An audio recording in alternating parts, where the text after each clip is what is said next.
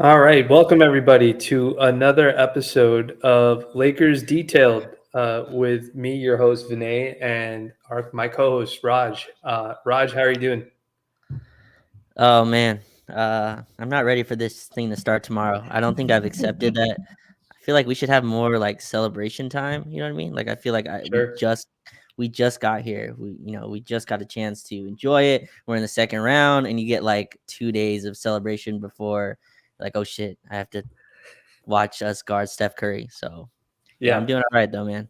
yeah. So it's thrilling. Both of us watched that thrilling game, Game Seven, where Steph masterclass his way to 50 points, just completely dominating the third quarter, along with Kevon Looney, who turned into Ben Wallace apparently in the second half against the Kings on the glass. A tremendous game. The Warriors advanced; they beat the Kings, and we got a couple days of rest because Lakers took care of business in Game Six, and now we have a game tomorrow night, and it is going to be, for a lack of better phrase, hell on earth. I think because I, you know, we're Laker fans, and so we watch a lot of Laker games, and even for me, like our biggest rivals are like the Celtics, right? Because we want to be the most winningest franchise ever.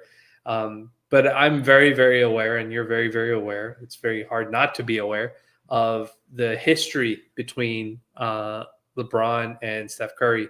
When LeBron was with the Cavs, and all the many, many chapters of wins and losses that they have between each other. Um, LeBron comes to LA, wins a championship. Steph wins a championship last year. So it's like even after that whole stuff has happened, like they've won individual championships. But the last time we faced them in a Hmm. game of any significant sort of significant equity or importance was the playing game. Hmm. And LeBron famously hit that three to kind of put the Lakers up and seal the game. And then I think the Warriors ended up getting knocked out of the playing game, or getting knocked out of the playoffs in general. There's tons of context. So anybody who's listening to this in the space, like we're very, very aware. There's a lot of context about injuries and all that sort of stuff. That's not what me and Roger here are interested to debate about.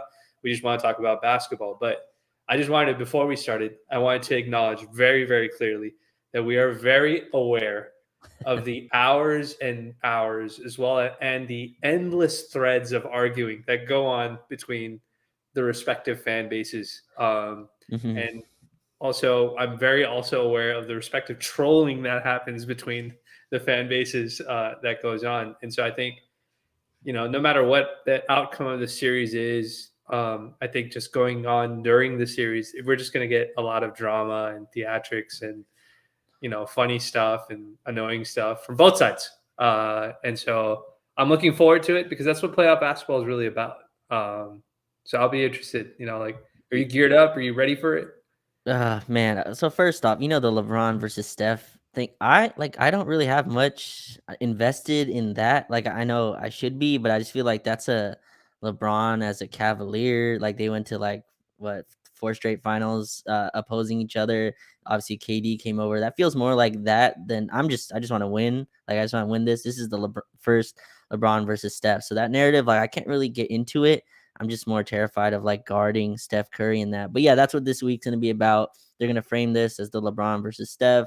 Clay, Draymond, they're gonna put their record against LeBron. I think Steph's what like 4-1 or some weird number against him. Obviously, all context. He had Kevin Durant as a teammate during that time, Kyrie injuries, whatever. But that's their record. So I'm just like I'm ready for a fun. Hopefully, I'm using word fun in terms of quotation marks because my term for this series is miserable. Like this to me, this is gonna be a miserable series to watch and go through. I feel like it's gonna be back and forth. But yeah, I'm excited. In that playing game, by the way, I was looking up. Funny enough, the Warriors, the only starter that's changed there is Kent Bazemore, which is strange. Like so, all the other four guys are still there from that playing game. It was Wiggins, Draymond, Curry, and Looney. And then obviously, Kent Bazemore is not there anymore. But the guys off the bench, Jordan Poole is still there, and he's the one that came off the bench in that game. And the other two, Laker legend Juan Toscano Anderson played 25 minutes in that game, hit two threes, which felt like backbreakers. I remember in that play-in matchup. And then Michael Mulder played 20 minutes, and that's the only guys they played in that playing game. They went into an 8-man rotation. Gary Payton didn't even step on the floor there, so Yeah, that's the last time the Lakers and Warriors have played a meaningful game. Obviously, LeBron and Steph had meaningful matchups. I'm not invested in that. The Steph stands and LeBron stands can, battle each other out and have a, Game of Thrones style killing with each other. I'm gonna keep it team versus team versus team, franchise versus franchise. Yeah, so if you haven't kept up with the timeline, everybody's legacy is on the line. Apparently, this series, Anthony Davis's legacy, LeBron's legacy, Steph's legacy, Draymond's legacy, shared legacy apparently with LeBron because he has one foot in each camp. Apparently, I don't know if you saw the story today about him asking Steve Kerr to be allowed to go to the OKC game where LeBron broke the record. And I was Mhm. just like, why did this get reported like way back then? Why did they wait till right now to report Right. this? And anyways, like it's just like the cross pollination between with Draymond and all this sort of stuff. It's just really funny. And I was just thinking about it this morning when I was talking to my buddies.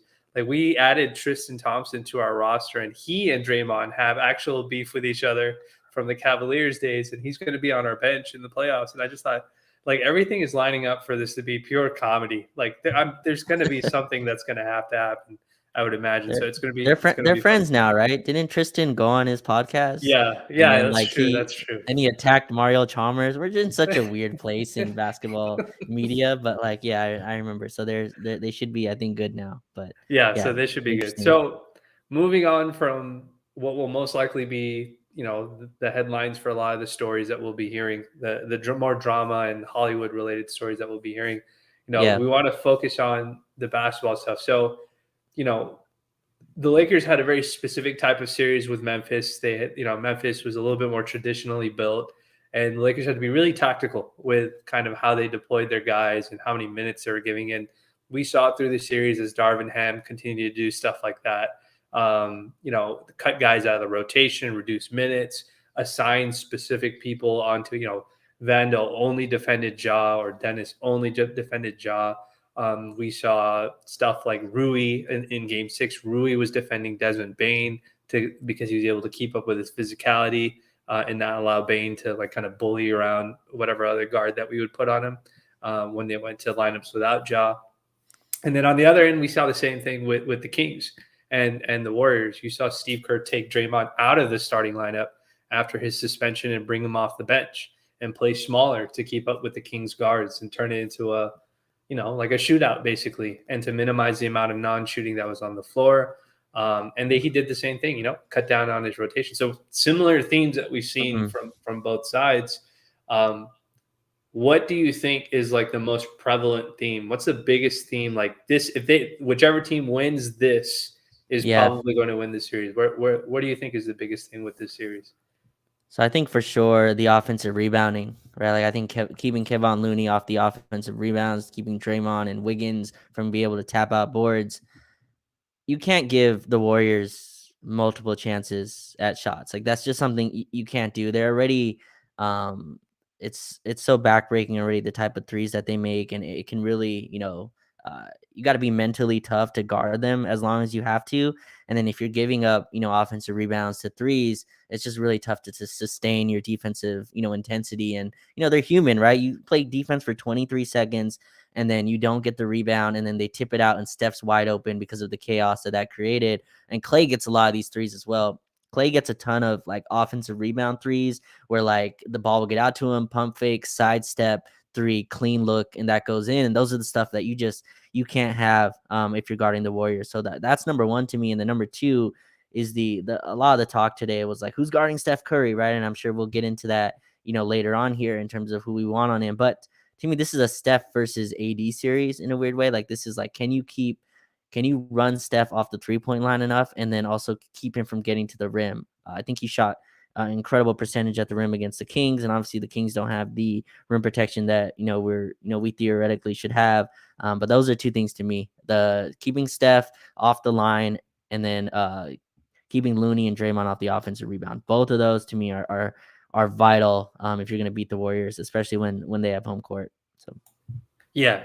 I think I'm pretty much on board with the whole rebounding conversation. I think we talked about it in the last series, like extra possessions in in the playoffs when you know Mhm. every team is playing at the same pace. It's very limited possessions in general because teams are trying to cut down on their mistakes. Any extra minimizing the amount of extra possessions you give to the opposing team is incredibly important. And then the extra possessions you get for yourself can be, can literally change the course of a game. And we saw that in game 7, the Looney grabbing 10,000 offensive rebounds in the third quarter when Steph was off the floor allowed Yeah. them to basically extend that small single possession lead into a double digit lead. And then the Kings could never overcome it like at that point. And those are the slim margins against, teams that you just have to win. One of the things I think is like a theme that people don't realize or people haven't, the Warriors are defending champs. Like this is not some plucky upstart lower seed team that, just happened to upset.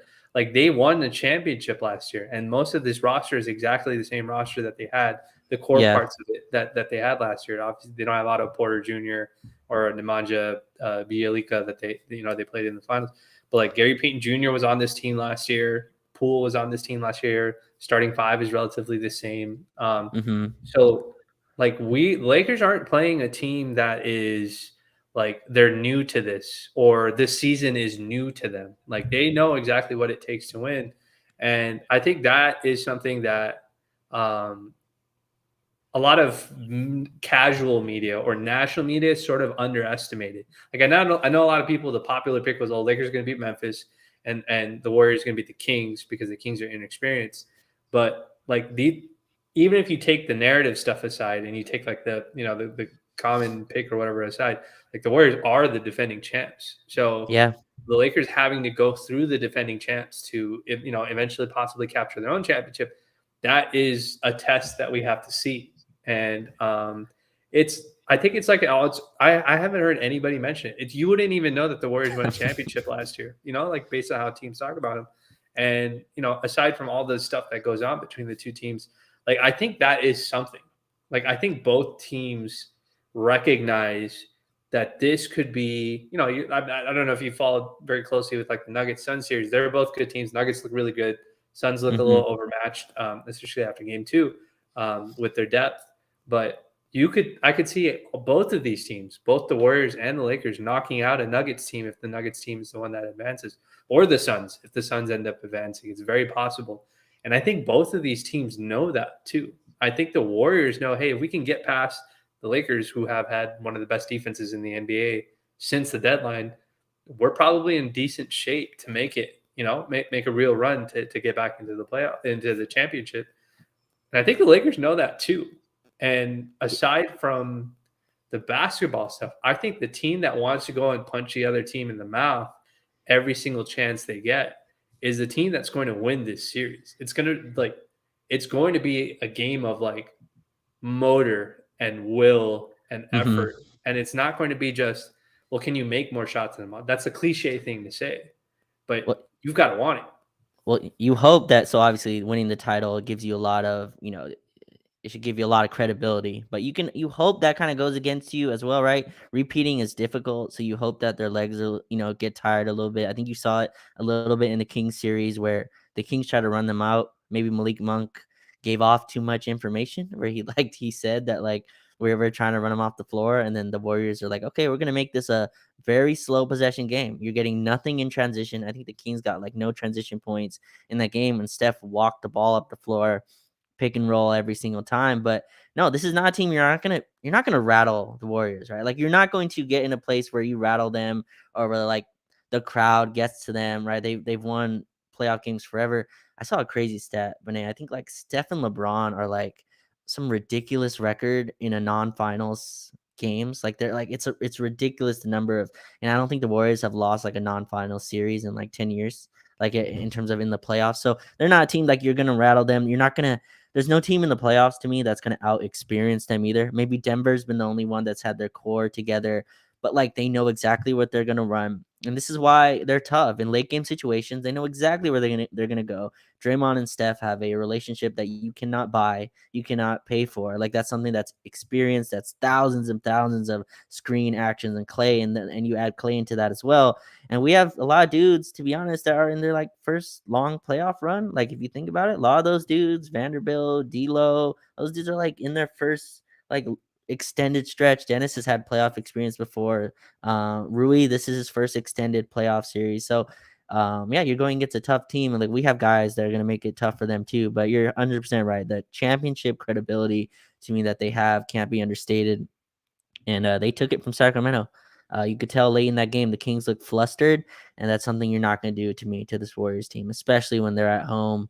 You're gonna have to take that one. It's why I think Game 1 is so vital. I think you got to go in there and take that. I don't even want to use the word steal, Vinay, because that seems like you're getting them like off guard, like where they're gonna be unexpected. I don't think they are.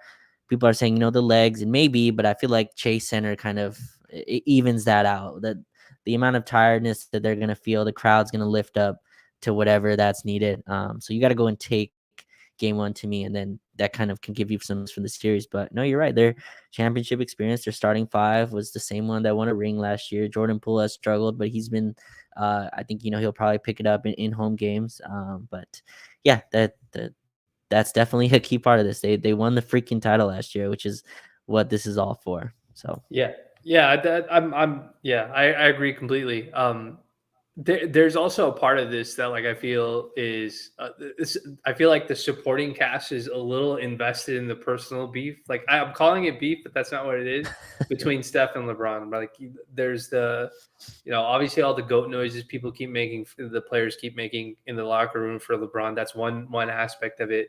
And then you have the story that breaks on The Athletic about Steph giving like this speech to his teammates before Game 7 or the night before Game 7 or whatever it was, saying like if you just stick with me and I'll take you where we need to go and stuff like that. So like I think there is an element of like some of it's invested. Like I don't think anybody in this series is going to be too cool to not be part of whatever that personal war is between those two. yeah, And frankly, I mean, you can't write either one of their stories. I'm writing something right now, and if it gets released tomorrow, you'll see it. But it's about how both, even though Steph and LeBron's legacies are so unique in their own sense, Steph, either you think LeBron's the greatest of all time player or you have him second to Jordan. That's literally the only place that you have him. And with Steph, you literally have him as the greatest point guard of all time, or you have him like, if maybe you're a Magic guy, you have Magic above him. And these two guys have had so many unique individual feats that they've done individually, but yet their history en route to a championship is so intertwined with each other. It's yeah, fascinating. We've never, like we haven't seen something like that since like maybe Kobe and Tim. And Kobe and Tim didn't beef like that with each other. It's not like these guys beef, but like the fan bases would beef with each other, right? Like Kobe didn't have yeah. a fan base. Tim didn't have a fan base that was regularly going to war about their accolades and their legacies and stuff like that, the way Steph and LeBron do. And I feel like everybody's very aware. I don't think this is a typical basketball series. You know what I mean? Like for me and you, we look at it like this is basketball. But I think for the players involved, it might be a little bit deeper than rap. And I think that's just like that's just it's just what it is. This has like a Western Conference / NBA Finals feel to it, right? Like it feels bigger than the second round. I think that's kind of what you're getting at. Where like usually in the second round, you don't get this many storylines to go to, right? Like ESPN and TNT, whatever, can have a field day with just the Steph and LeBron stuff, and then you can get to the Draymond's quotes about LeBron throughout the year. The amount of praising or maybe overpraising, however you want to state it. Just a ton of stuff that you can get into with this, and obviously LeBron trying to get his fifth ring and Steph trying to get 5 as well, and does that put him over it, which all the talk shows are going to get into. So yeah, this is not an ordinary second round. The Lakers aren't a 7 seed. Like that's just that, like the basketball that they play does not represent the seeding that they went into this playoffs with. The Warriors are not a 6 seed either. Like if you know what I mean, if Wiggins plays the last 25 games, and then obviously if they maybe take the regular season a little bit more seriously, who knows? And maybe if the Wiseman stuff wasn't what it was, if they started with Gary Payton, who's I think changed their team a ton with the way they can play small with him. So this is not a normal second round. Like this feels like a conference finals, not maybe not a finals. Don't want to disrespect the Eastern Conference, but like this feels like a way later round type of series, and the storylines are going to match that. You're going to have media looking like a finals game at these two series. So yeah, a lot of storylines that are going to blind some of the basketball, which I think the basketball is still going to be incredible. It's going to be two teams that are styles make fights, and these are two teams kind of perfectly matched to to attack each other in a just the strangest way. Memphis, I think, obviously with the lack of shooting, the Lakers were able to kind of go at them, and then the Kings, the lack of physical people to bother the Warriors. Like both of these teams kind of have each other's kryptonite in like a really strange way. So it should be fun. But yeah, a lot of narratives, a lot of storylines, a lot of LeBron versus Steph stuff that's going to come out of this. LeBron and the Steph played when LeBron was on a different franchise. Like the Lakers are involved in that at all, but obviously LeBron is a entity of himself, so he's going to take his history wherever he goes. But yeah, should be fun. No one's gonna mention that Anthony Davis has played the Warriors twice in the playoffs. No one cares. Zero people care about that. In New Orleans, he played them twice. Was incredible. I went back and looked. If you look at like the videos from that, and they're still up after the Warriors AD series, which were a lopsided. There was a KD Warriors, but people are like, is Anthony Davis the best player in the league? Those are the questions that were happening after those series because he was incredible in those. Even though obviously the Warriors won, that was the year that AD kicked the Blazers out of the playoffs. But again, no one's gonna give a shit about that. No one cares. It's gonna be LeBron versus Steph. So yeah, I'm hoping AD steals the show though, Vinay. I hope that AD steals the show in this series, and I know we'll get into that, but a Yeah, lot of that no, storylines. that is that's a perfect segue. I was going to get into I was going to start off by talking about who's guarding Steph, but we'll let me table that for a second because I think that is a perfect segue for yet again for another series. The most important player for the Lakers is going to be Anthony Davis, No and doubt. it has to start in the paint. If he wins the paint, every single game that the Lakers won in that Memphis series, Anthony Davis was dominating the paint, and it wasn't just blocking shots or defending shots and stuff.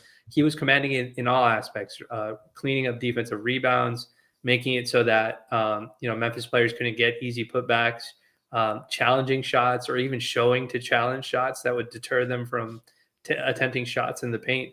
Um, I think you brought up a really nice point that the Warriors are a team that isn't necessarily trying to get shots in the paint because their shot profile is a little bit different.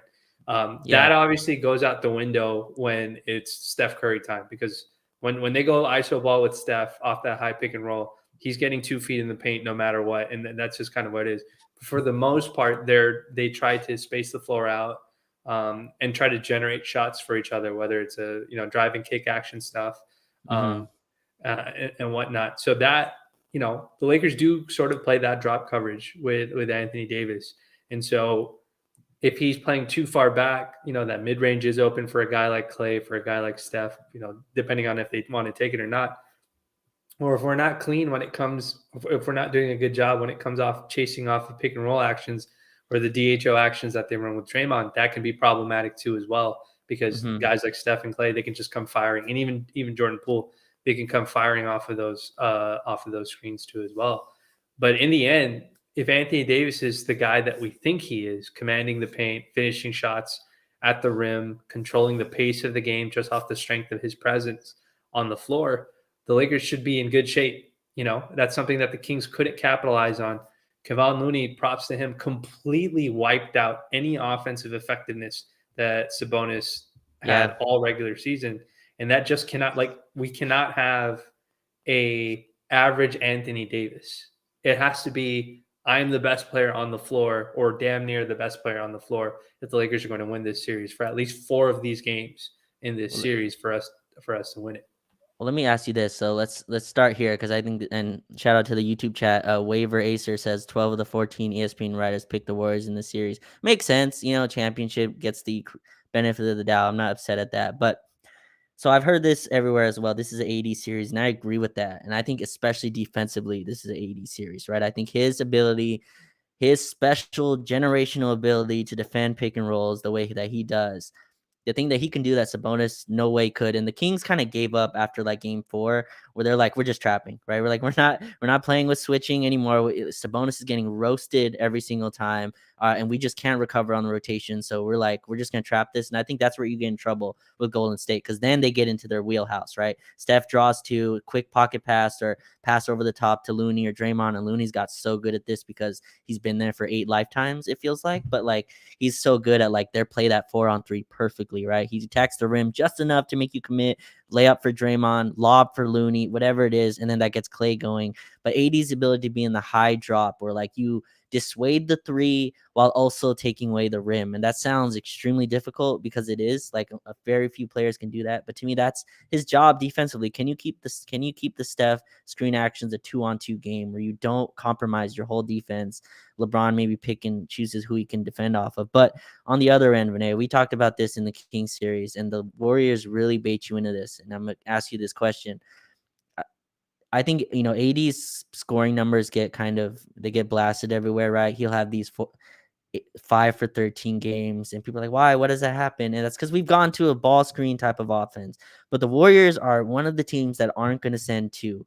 Remember in that playing game, they played AD straight up with Draymond, and he just could not get buckets off of that. And I do think, let me get this to you. Like, where is he getting his offense? Can he dominate this series? I guess a better way to put it, without the 30+ point nights, right? Like, because I think the Warriors are going to try to bait you into AD ISO post up ball, and I think that's the wrong way to go about this. But what do you think? Can he dominate this series without scoring? Do we have other avenues to go to where he doesn't have to be the 30-point a game scorer in the series, or do you think he does? Does his pressure at the rim have to be enough to where he's the one scoring? Because I think that's a really important kind of distinction here. Because he can still dominate defensively without doing that. But yeah, what do you think? What do you think about that? Yeah, so I'm very curious to see if they actually allow if they actually bait him into it, because I could definitely see Draymond and their defensive scouts on the Warriors side. They have one of the best defensive assistant coaches in the league, if not the best defensive assistant coach in the league. I think Ron Adams is still there. Like, they scout AD, like they scouted out AD pretty well. And Mm-hmm. like, usually if they're playing Draymond on you solo, that means that they have some pretty good confidence that Draymond can play you straight up. In reality, Right. Draymond shouldn't have any chance against Anthony Davis at all. But just, Draymond is who he is, and he is, outside of all the extra stuff that he does, he is a phenomenal defensive player, Mm-hmm. and can at least try to make you average or inefficient in what it is. And so I don't know if it's necessarily bait, but if they do try to start off games doing that, then it's sort of like what we talked about all season. Like, one of the things that I think you and I both mentioned we've noticed in the regular season is AD stopped settling for jumpers. Like, he started Mm-hmm. going to the basket, and there was a conversation he had with an assistant coach where the assistant coach literally asked him, "What do you like to do here?" And he says, "Oh, I like to take the step back jumper." And he says, like, I think if you take an extra dribble, you can pretty much dunk the ball. And like, we've seen AD Right. do that. We've seen AD do that much more in the regular season, and we've seen him do it in the playoffs. And that's what you have to get out of him. And if they're going to play him one-on-one, he has to Yeah. dominate that matchup, because I think to some degree they will respect like D'Angelo Russell's ability to shoot the ball, and they'll respect Austin Reeves' ability to shoot the ball. And the guy that they're going to be playing off of is going to be Vando, but I don't think it's going to be, because that's what Memphis did. But I don't think it's going to be a blanket, "Oh, let's just go double AD."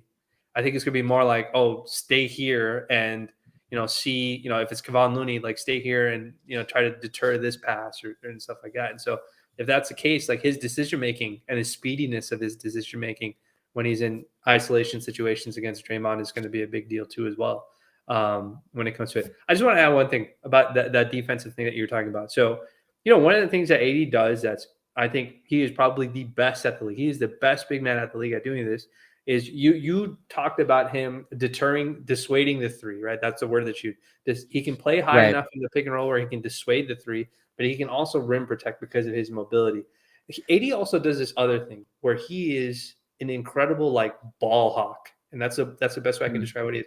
Where even if he's going with you stride for stride in pick and roll, and he doesn't have the angle to block your shot, if you try to make a pass to like a pocket pass or something, I have seen him like Yeah. literally just grab the ball, like, you know what I mean, like just grab the bounce pass and track it, and he does such a phenomenal job tracking the ball defensively in those pick and roll situations. And I've seen him do it against the Warriors in regular season games because that's how they generate looks for each other.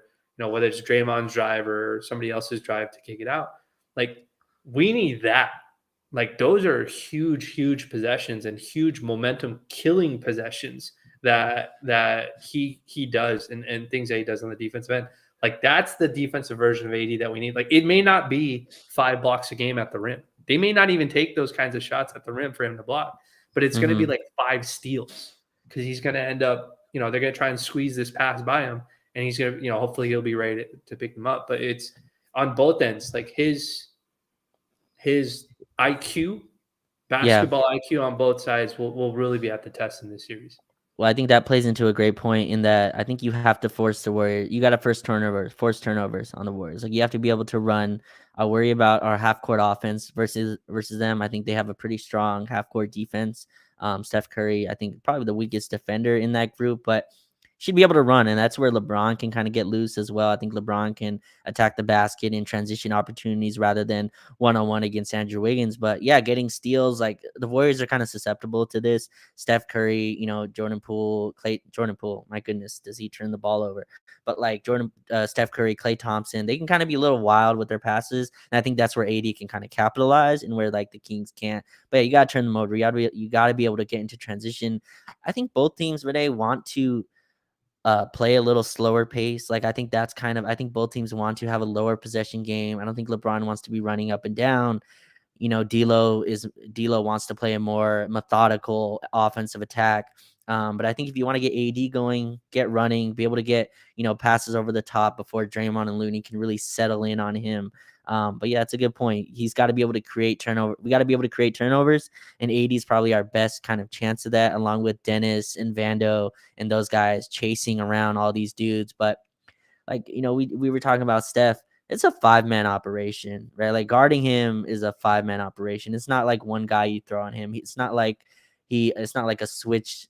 He's so unique, and where like his offense isn't like, okay, he's going to take you in the post and you got to be able to have strength. It's like all these multiple decisions per possession that they have, where you have to be locked in, and like one mess up on a switch, you're fucked, right? Like one mess up on that, like Klay Steph split screen, like where they screen for each other. That's a tough decision. Like who you pick to like stay with. They back cut that a lot. So you got to be able to turn them over though. You got to make them, turn the ball over, and you can't give, to me, Steph volume threes. Like, if Steph takes 13 threes in a game, he's going to hit enough, to me, where you're going to lose the math game. Like, you're going to lose the math game. He's going to hit too many.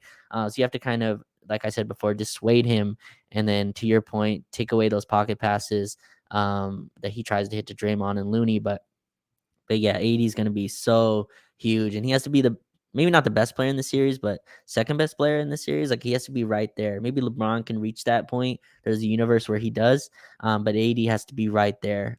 Even if it's not offensively, he has to be dominant defensively, like he was in round one.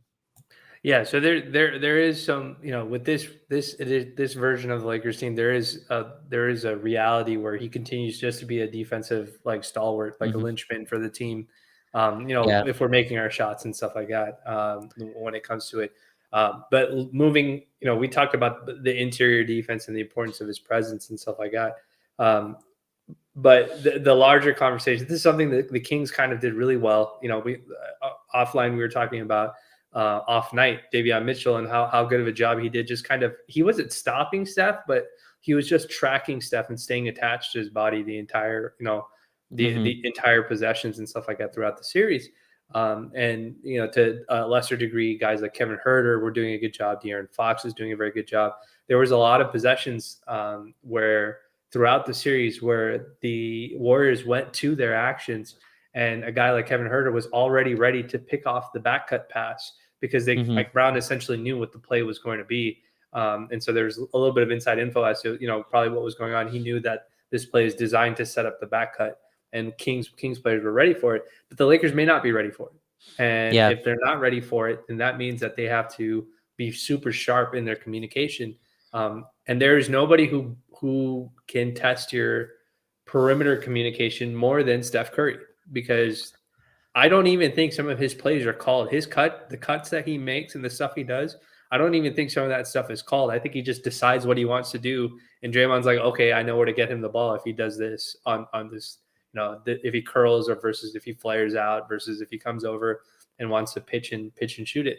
And to some degree, it's also the same thing with Clay, and that is hell. Like that is very very difficult defensively to figure out.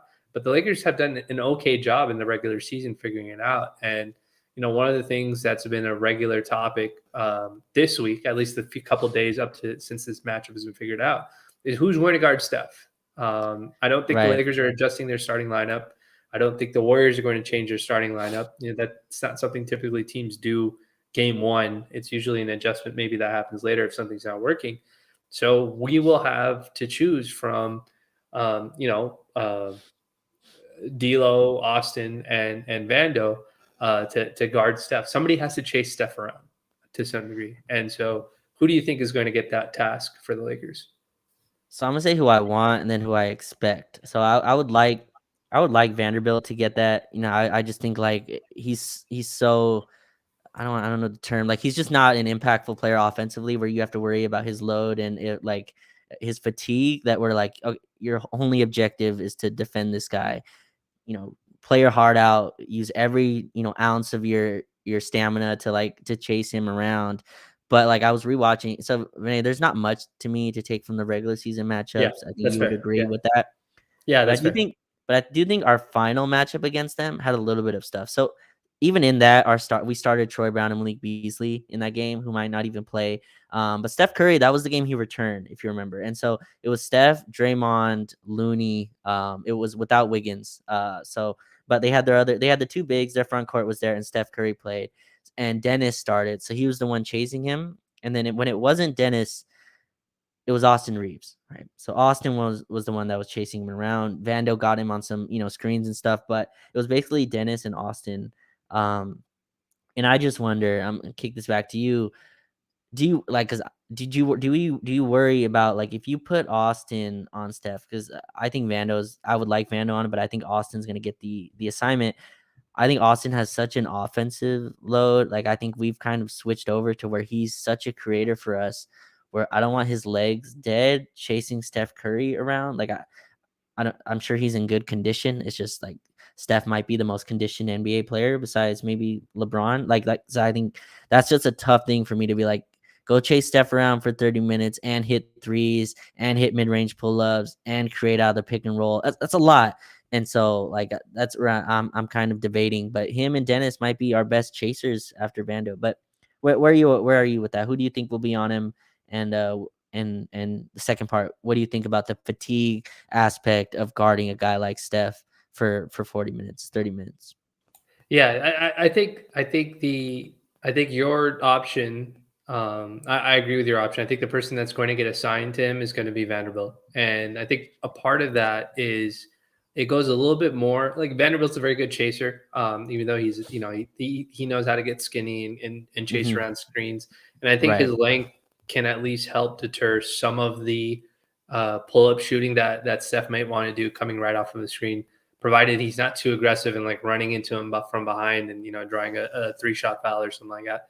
And but the one aspect of this that I think is something that is important, that is worth considering, is that if you assign Vando on Steph, and if we think about it traditionally, the guy who's always running DHO with Steph is either Draymond or it's either Draymond or it's Looney that's running that Hmm. DHO or pick and roll action with Steph, or any sort of that kind of action. Those are the two guys they do it with, and so you ideally want to have Vando be the guy who's on it because the handoff of Steph to AD, if it's coming off of a pick and roll or if Hmm. it's a DHO, so that Vando can then like seamlessly kind of switch over to a diving Looney or a diving Right. Draymond is much more important. Is sorry, not much more, but it's just as important because even if Steph misses a shot, now you're in a situation where AD's been pulled away from the paint contesting the shot, Hmm. or he's out of position for a rebound contesting the shot.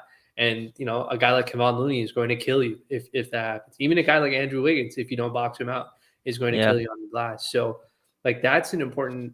I think the Lakers are going to go to Vando as long as he can stay out of foul trouble, which is a concern for sure because of that very reason.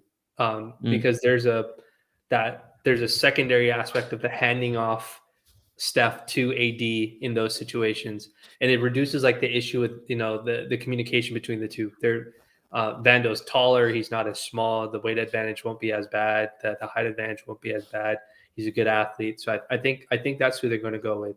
I think they probably want to keep Austin on Clay, but they're probably going to put D'Lo on Clay because D'Lo isn't yeah. physically sound enough to match up against Wiggins.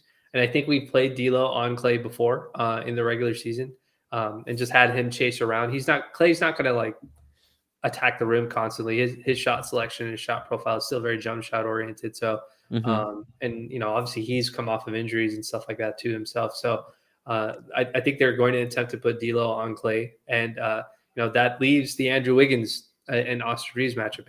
Now, Andrew Wiggins is stronger, he's taller, but it falls right in line with what you were talking about when we were talking about AD and the Warriors possibly trying to bait AD into playing a bunch of ISO ball.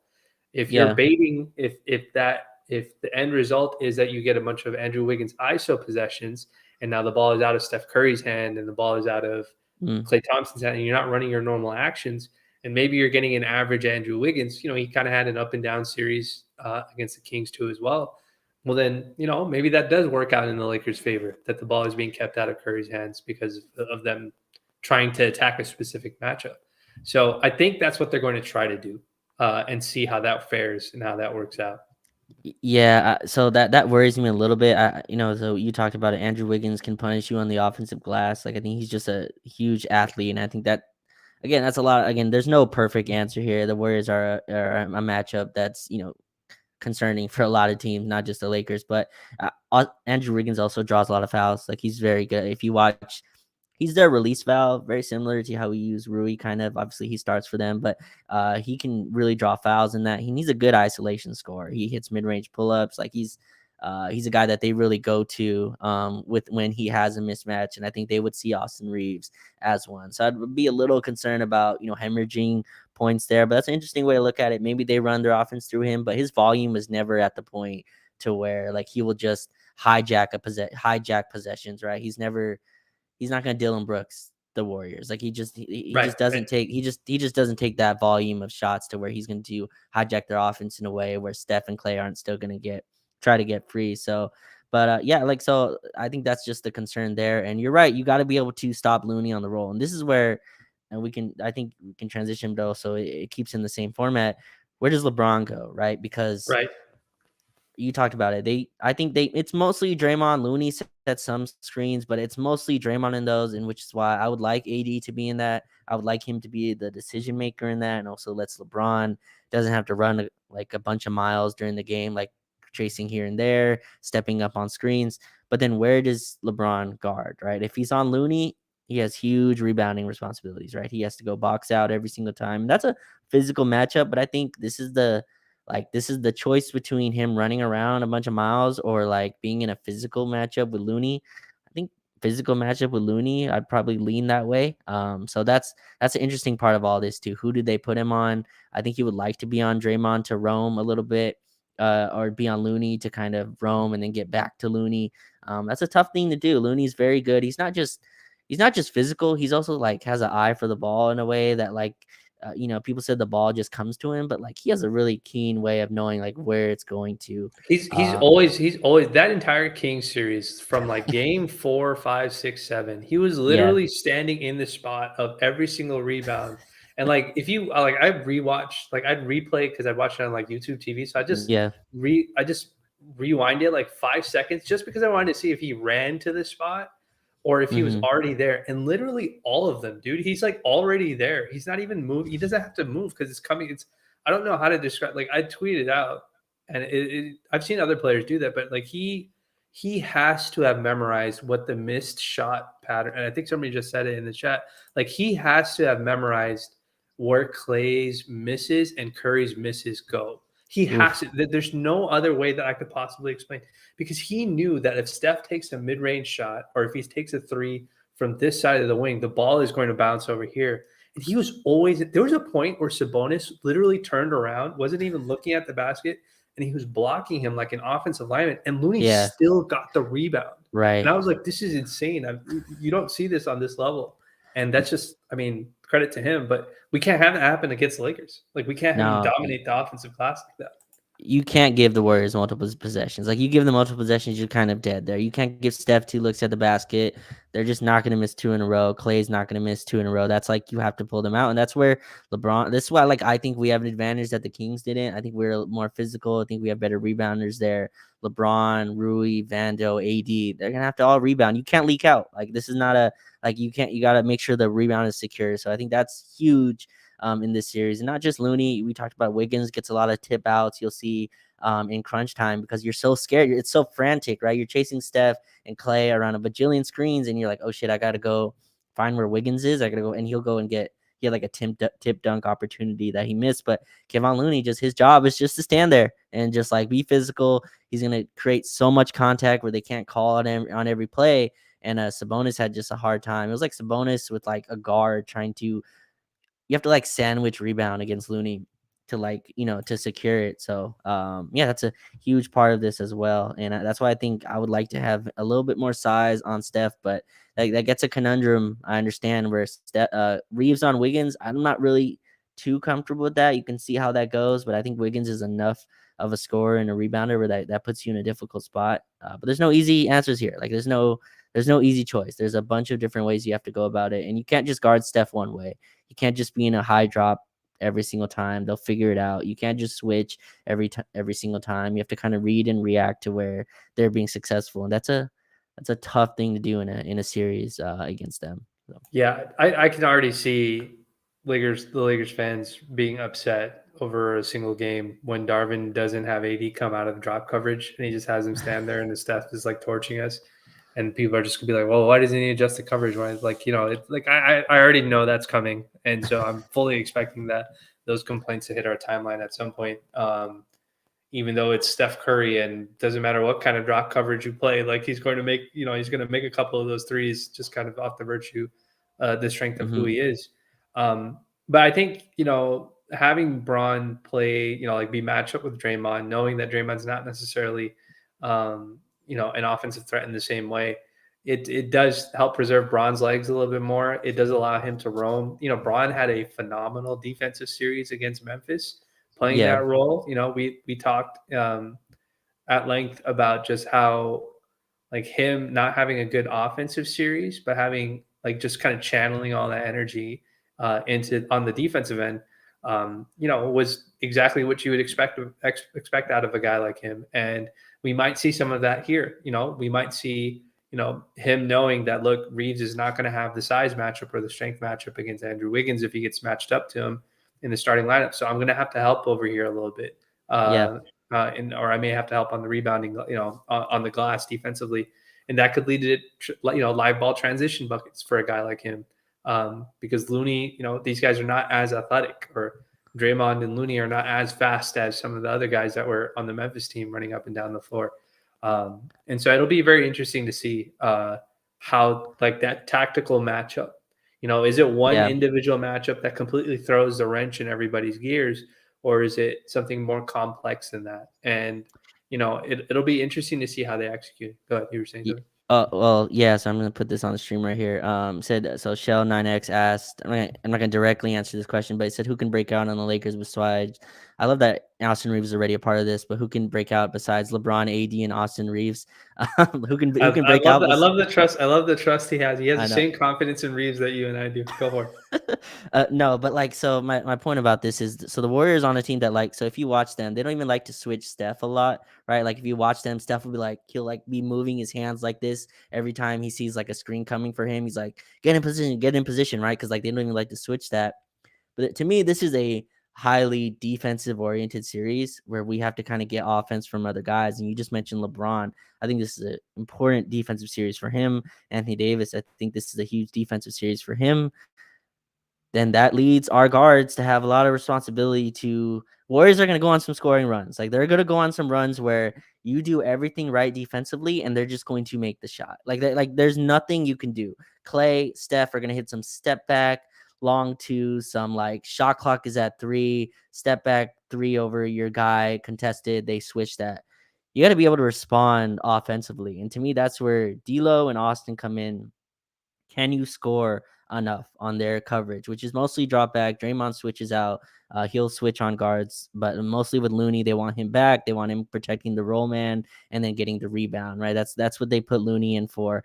Can you punish that? Can Austin have the same amount of success that he had like on Jaren in terms of like scoring at the mid area, creating shots, getting to the rim? And then can D'Lo have more than just, he was great in game 6, obviously 31 points, but can he have more than the barrage of scoring? Can it be more consistent throughout? I think that's a huge part of this series. And then getting in transition, getting those guys easy buckets. But Vando, obviously, they're going to play off him. And I'm hoping, he hit a bunch of threes in game 6. That's not good process to me. Vando taking, threes. I think he took like 4 or 5. But yeah, like I'll push it back to you. Is this a D'Lo and Austin offensive series? Is like we just went through LeBron and AD mostly defensively. Then does that leave those two guys as like offensive, where the offense kind of falls on them to keep it afloat at least until the late fourth quarter where LeBron can kind of take over or, AD takes over, whatever it is. Like, is this a series for them where the offense is kind of catered to what they do? Yeah, I think within the starting lineup, I think for sure D'Lo is the guy that has to break out of that group. Like Yeah. you said, game 6, he had a nice game 6. Also very funny that Kyrie Irving, he had that same game 6 with Kyrie Irving sitting courtside at that game. Get him But playoff season tickets. I need yeah, Kyrie there every single night, by the way. yeah, like he had a really nice game 6, but we need that aggression from the start because we know that the book, like the defensive focus is going to be on preventing AD from getting easy baskets. So if we're going to be running that pick and roll action or the DHO action for him, like we need D'Lo to put both of his feet in the paint. It can't just be him taking, coming right off the hip and swinging the ball to LeBron or somebody who's already covered by someone.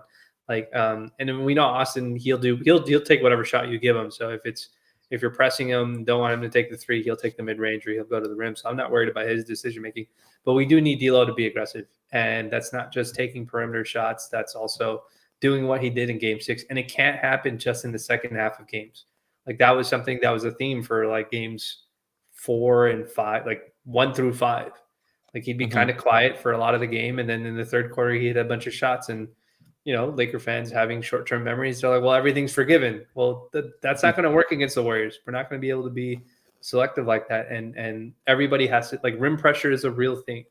Getting 2 feet in the paint is a real thing. If you don't believe it, then rewatch the second half of that Kings Warriors game. Like Steph was getting two feet in the paint every single time, every single possession, while the Kings were chucking home run balls. It happened Yeah. to us in game 6. The Grizzlies kept chucking home run plays for threes, and it didn't matter who it was that was shooting them. And it was just, and the Lakers just kept going to the rim, layup, short jumper, layup, open 3. So that kind of stuff matters. So D'Lo has to break out. I think this is going to be another Rui series though off the bench. The Warriors don't really have a lot of size on the bench, and they don't really have. They have size, but they don't have like size they trust. Like their size is like Jonathan Kuminga, JaMychal Green. Like it's not the size that you expect them to. I don't think either of those guys are even playing this series. Right, but right, and they obviously James Wiseman's gone. They brought Gary Payton back, so it's like this is another series where if they go with Draymond at the 5 and the Lakers decide that they want to do the whole LeBron Rui 4-5 experience again defensively, like Rui's matchup is probably going to be Draymond. It's probably not going to be LeBron. They'll probably play somebody else like Wiggins or somebody on LeBron, and Rui can win that matchup. Like Draymond's a phenomenal defender, but Rui has to shoot with confidence. He has to score with confidence.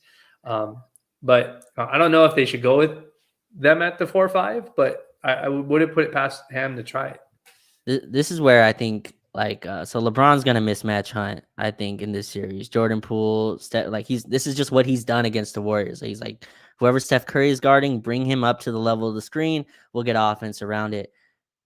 I wonder if we can do a little bit of that with Rui. I'm so fascinated, like with his series. I talked about in game 6, our adjustment was putting him on Desmond Bane, and I thought he did a really nice job. But Desmond Bane is not look, Desmond Bain a great player, but he just does not move off ball to me like Clay and Steph do. I think that's a different type of ask. And I'm not saying we're gonna put Rui on those guys. I think Rui on Wiggins is an interesting matchup as well. To kind of look at, see if he can stay with him. But yeah, like can we get like if Rui has Jordan Poole on him for like a possession, can we just get offense out of that? Throw him in the post, play through that, and if he's hitting open threes, he cooled down at the end of the Memphis series. But this is another team to me where like they're going to sell out on AD, at least on the rolls. I think in the post ups they'll give to single coverage, but they're gonna force LeBron to make jump shots. They're gonna force Rui to make jump shots. Like they're just going to I think they'll guard Austin Reeves and D'Lo, but Rui might be the open man again. We'll see if he can pay off. But yeah, Rui's been really good at like punishing when there's small guys or like unathletic dudes on him, and he's been really good at just putting them in the basket. And I'm interested to see if he does that against the Warriors. The Warriors started going like an 8-man really rotation. I mean, they're small even off the bench. DiVincenzo, Gary Payton is a great defender, but he's also undersized. And then obviously Jordan Poole, and that's kind of where they go. They use Draymond and Looney as like the backup center, really. So there's no real even like backup big that's really coming off for them. So yeah, we'll see. I think you're right. It's another Rui series as well. I'm concerned about his lateral quickness defensively in this type of series. He's just a big dude, a big body, moving around screens. He can't get skinny, right? Like we talked about Jared Vanderbilt. He really can't. He physically cannot get skinny. Like he can like fight through screens, maybe draw some offensive fouls, but they're gonna put him into the torture chamber. And we'll see how he comes out of it. But yeah, he needs to be able to shoot to me in this series. Yeah, so there's, as we keep going in matchups, there are some lineup matchups that I think do prove some concern for me. Like the Warriors do run a lineup that's kind of dedicated to like Jordan Poole, and it's one of these lineups where they kind of do what the Clippers like to do with like Norm Powell, where they let Jordan Poole bring the ball up, and he's kind of like their point guard combo guard.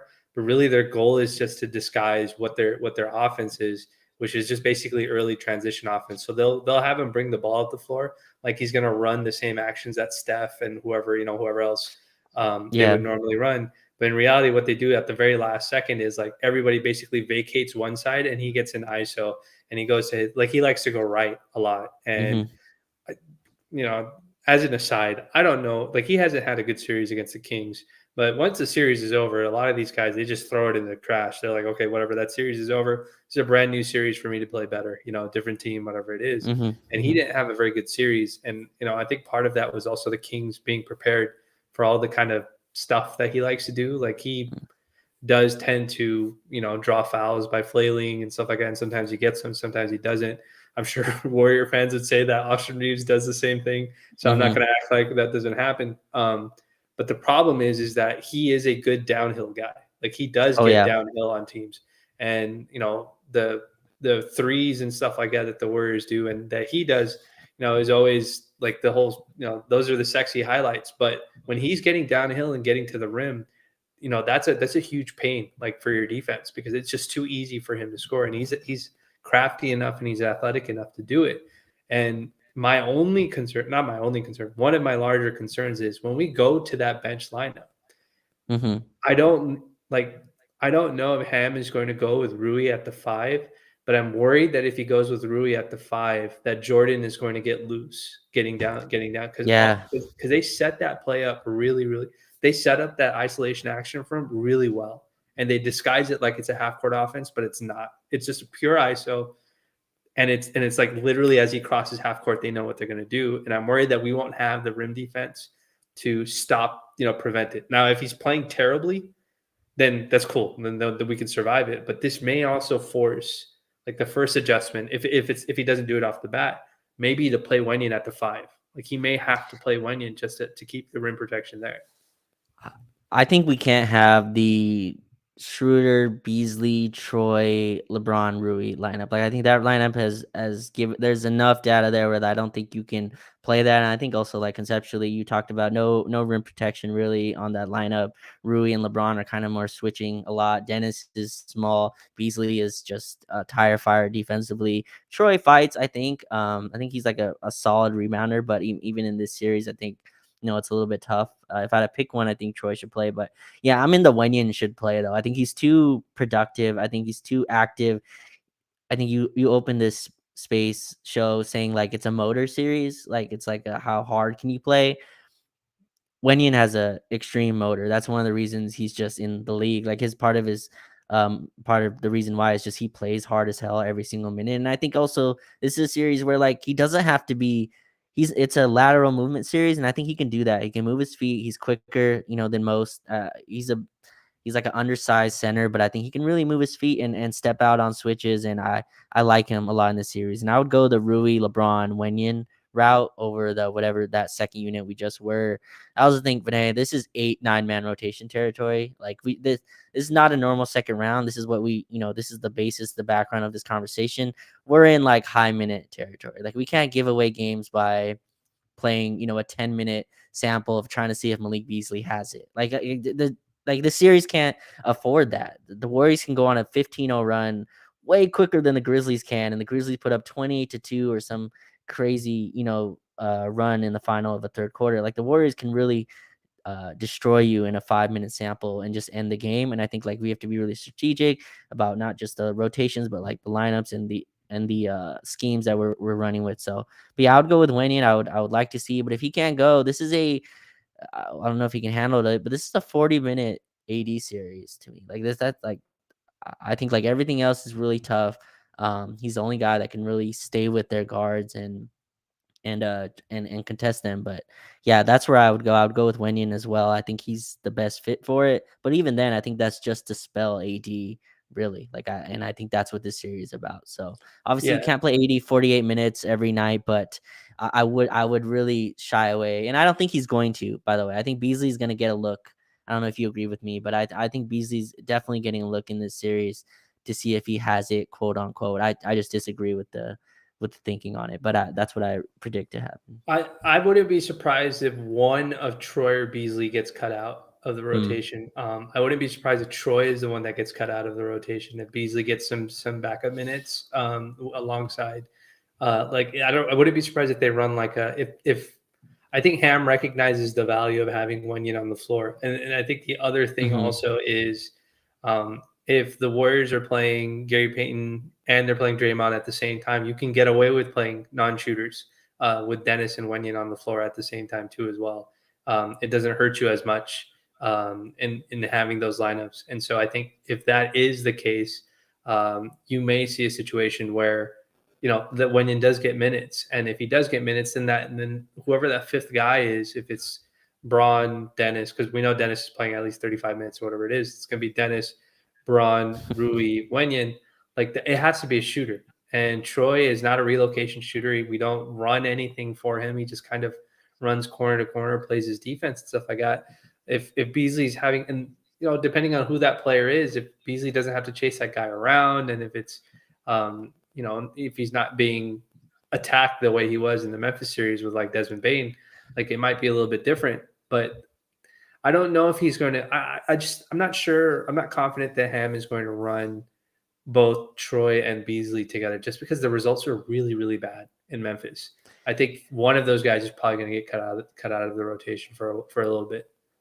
Yeah, and this to me, this is like you have to be engaged defensively every minute on the floor, and also like um your understanding of where to be on the floor as well. And I think Beasley just gets lost so much. And if you're going to play him, I like to play him when we're like big, like where like he's getting beat and you have size behind you. You have guys that can step up when he gets lost, and I just don't think those are the minutes that he's going to get. And we saw that in Game 6, rotation was cut.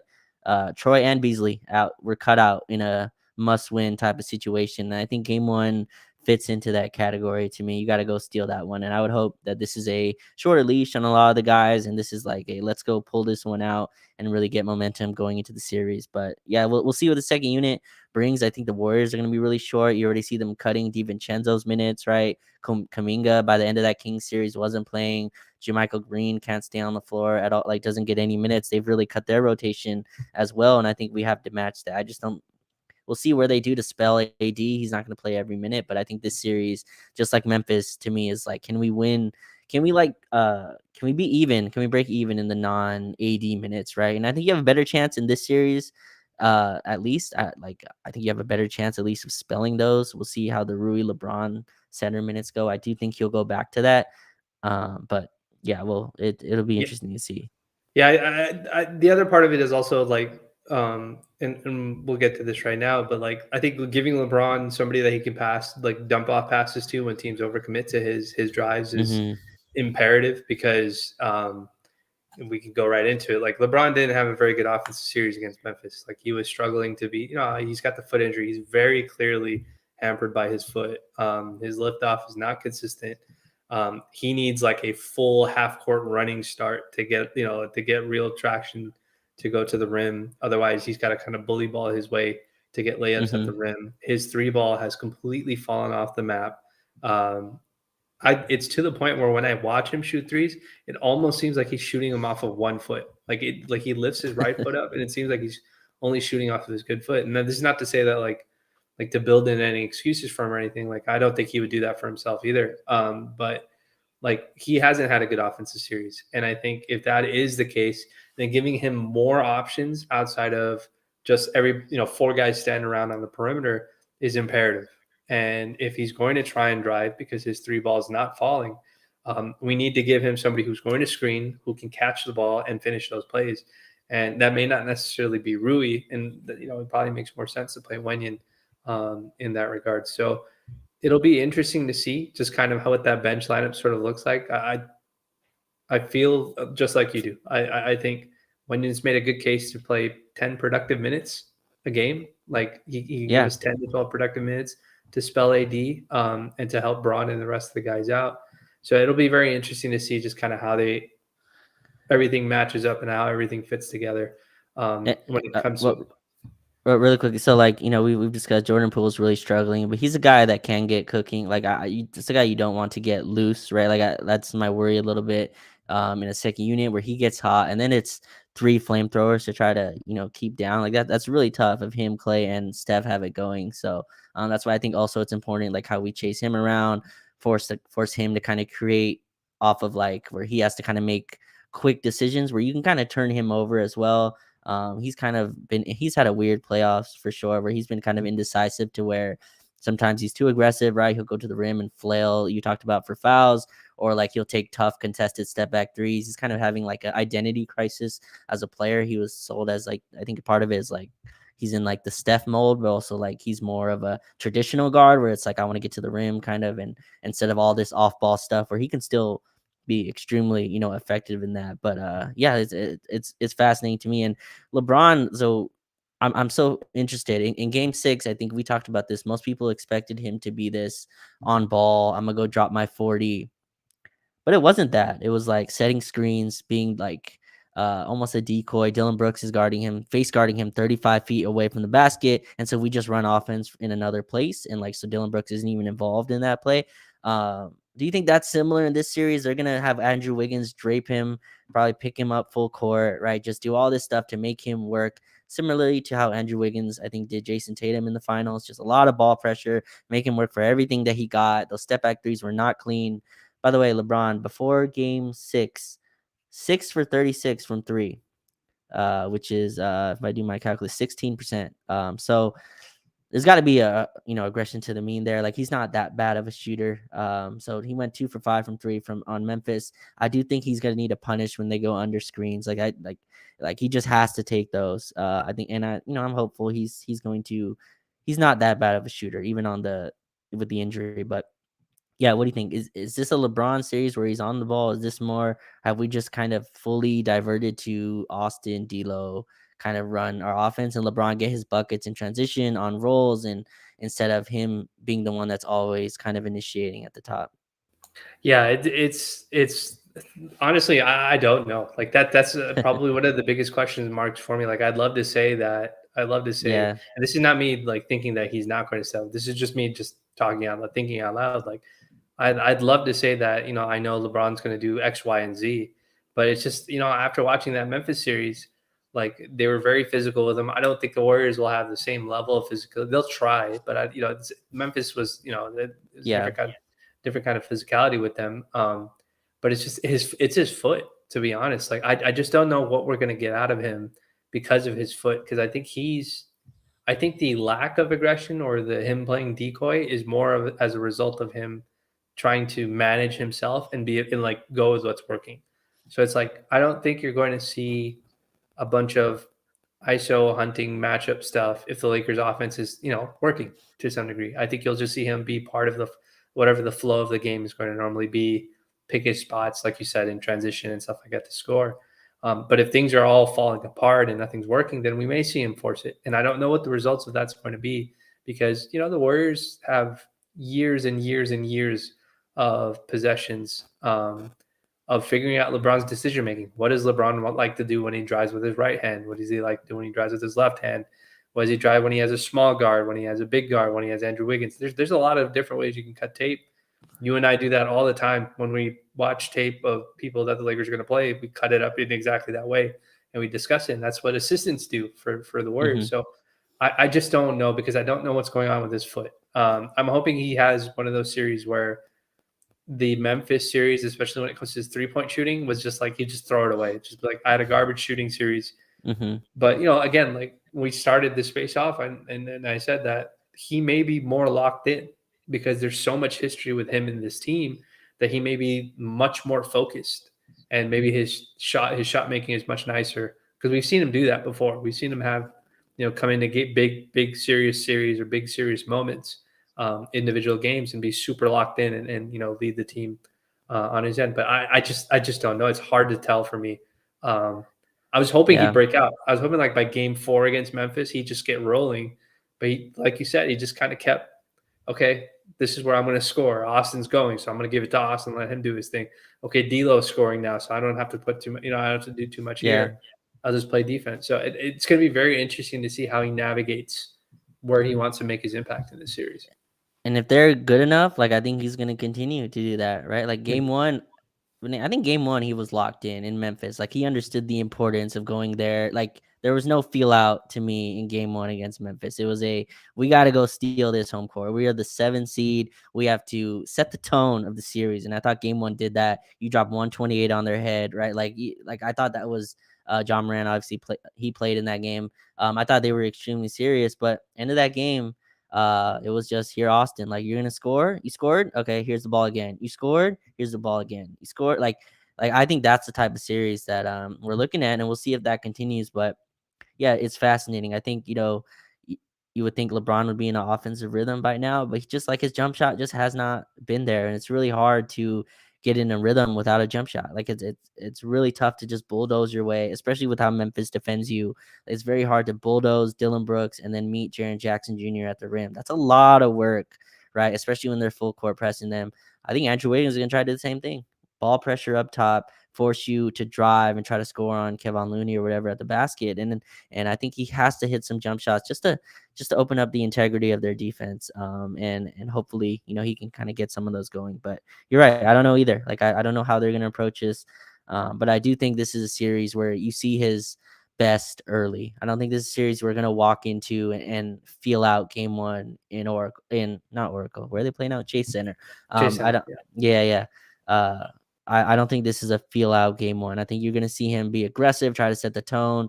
Him and AD come out with the requisite kind of care to try to take that one. Because I think if you get that one, you can really set the tone here for what this series will be. But I think you have to steal that game 1, and I think they understand that too. Yeah, I think you mentioned at the beginning of the pod, like it's not really a surprise element. Like we don't expect the Warriors to be surprised to play the Lakers or for the Lakers to come out like very locked in and stuff like that. But it's a very stealable game in the sense that they may not know, like no matter all the scouting and stuff they've done, and teams have advanced scouts. So even while the Kings series was going on, the Warriors sent their guys to go scout the Lakers. They send 1 or 2 guys to go scout whatever the Lakers were doing. So it's not like they're going to be unprepared. But this is definitely one of those games where if you have a very crisp and well-executed game, you can certainly steal that game, especially on the defensive end if your game plan is there. Because sometimes a lot of times it takes teams a full game to adjust to whatever it is that you were doing in that game defensively to have a counter for it. We saw that in both the Memphis series and in the Kings Warriors series. But I just to add like that disclaimer for I think both of us, it's like LeBron is a very cerebral player. He's, everybody talks about his IQ and, photographic memory when it comes to plays and stuff like that.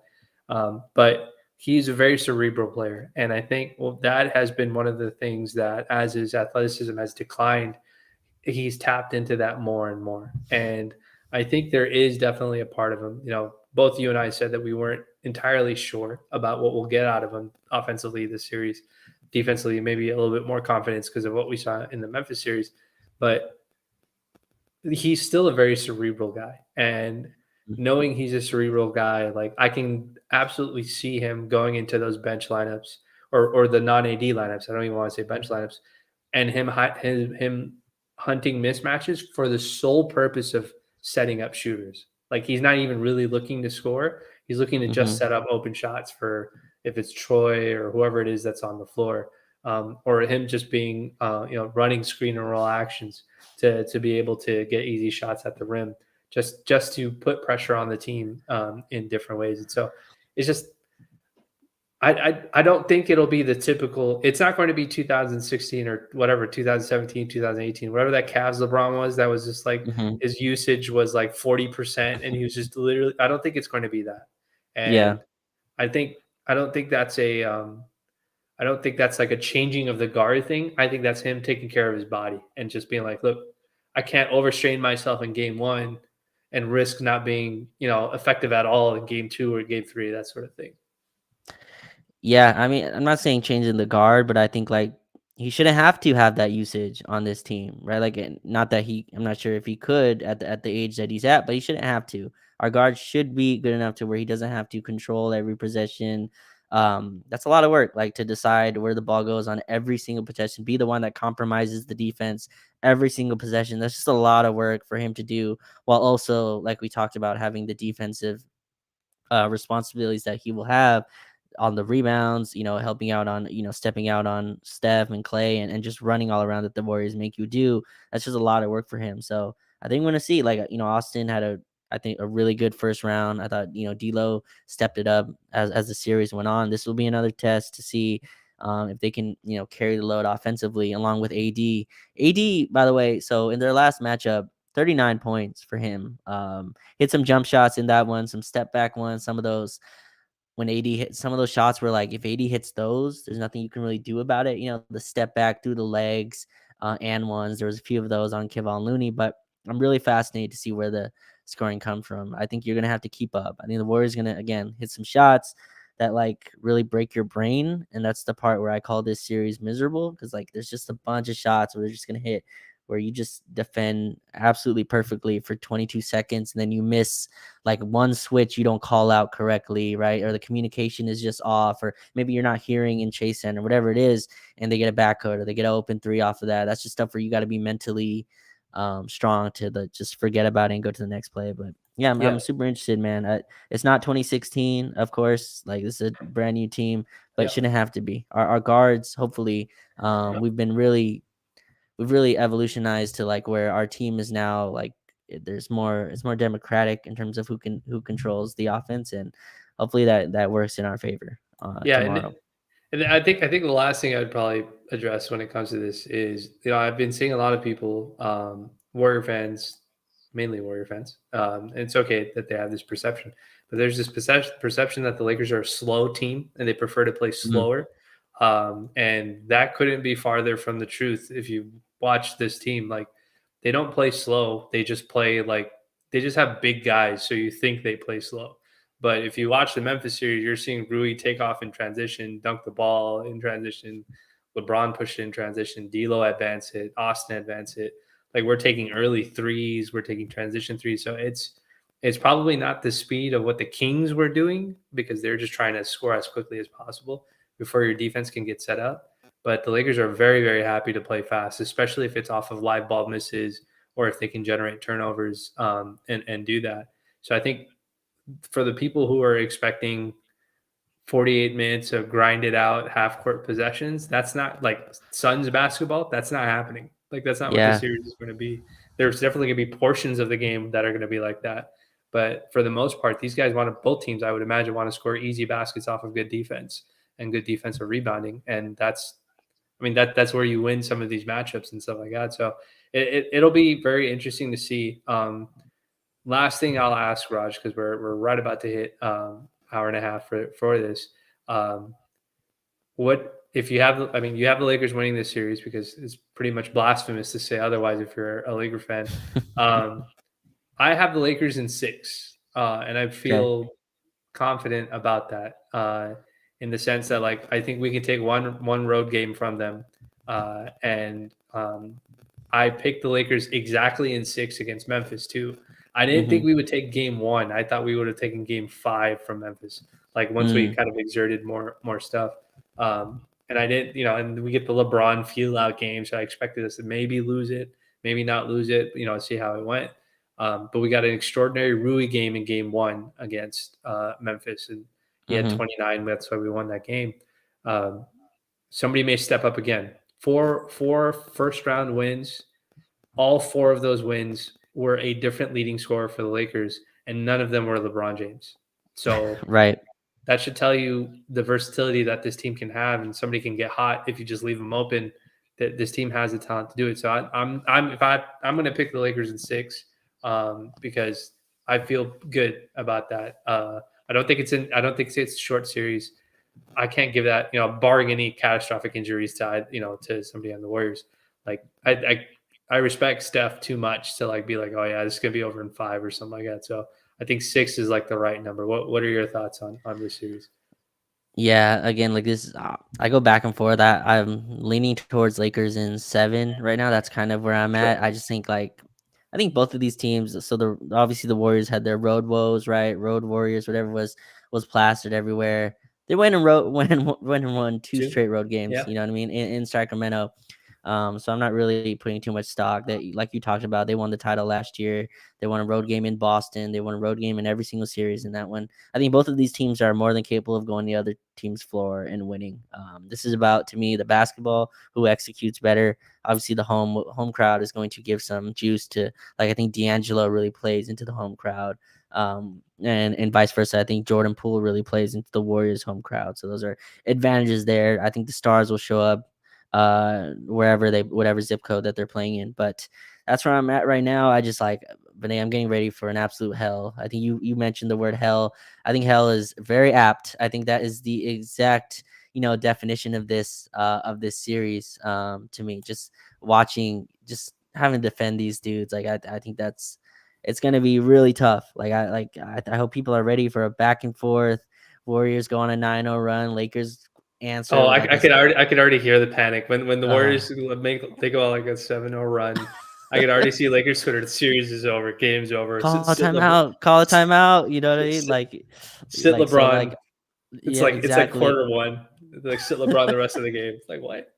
Yeah, I already know this is gonna be a game of run. Like, game of runs is used a lot, but like, to me, this is the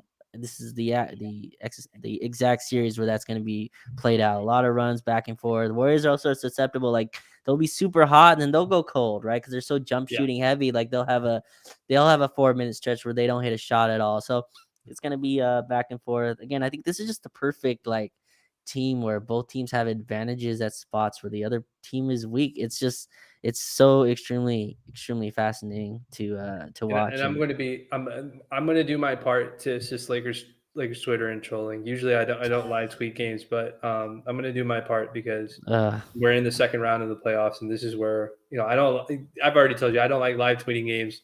Twitter's mhm. ruined that experience for me, like just because it gets so many comments sometimes.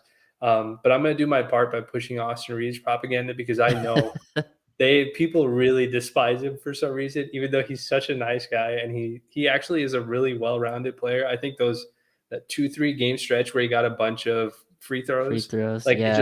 it just turned into this national conversation, and he hasn't really gotten free throws like that since then. No. And but people still have this perception like, oh, he gets like 12 free throws a game.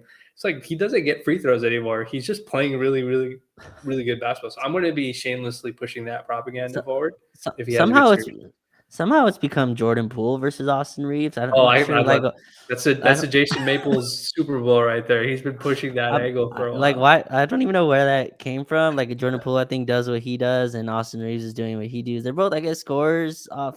Austin's is starting, obviously, and Jordan Poole started a few games, but I think they're completely different players. But yeah, that's the narrative match. That's a little bit lower on the the desk, right? There's LeBron, Steph, there's all the other narratives, and then it's like Jordan Poole versus Austin Reeves. Like, all right, well, I guess let's just win. Like, you can have all the narratives if you want. Let's just win this series. Yeah, just add Austin's legacy to yet another list added to the list of legacies. Hashtag legacy game. Yeah, Hashtag legacy game one game. is already legacy night, right? It's Yeah. LeBron's either a Hall of Famer or he's a failure if you lose this series. It's just conversation has gotten so dumb. Yeah, it's very fascinating to see how much both him and Curry, they've just had their playoff stories aligned with each other to some degree, and this is just another chapter in it. So I'm looking forward to tomorrow night's game.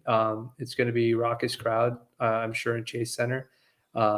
Lakers have a chance. Go for it. Well, I was gonna say before we close, I just wanted to. I don't think it would be a Lakers podcast without mentioning the Boston Sure. Celtics lose game one today. By the way, Yes. without Joel Embiid, and I'm not trying to look ahead, but like that'd be wrong of me. The Warriors are in front of us. Like that's the opponent. They're the full wall. You can't look behind them. You can't go look left. But if you just peek like behind the door, like there's a little opening. Someone opened the door. They're like, you can't walk through this without doing all this other stuff. But like you just peek.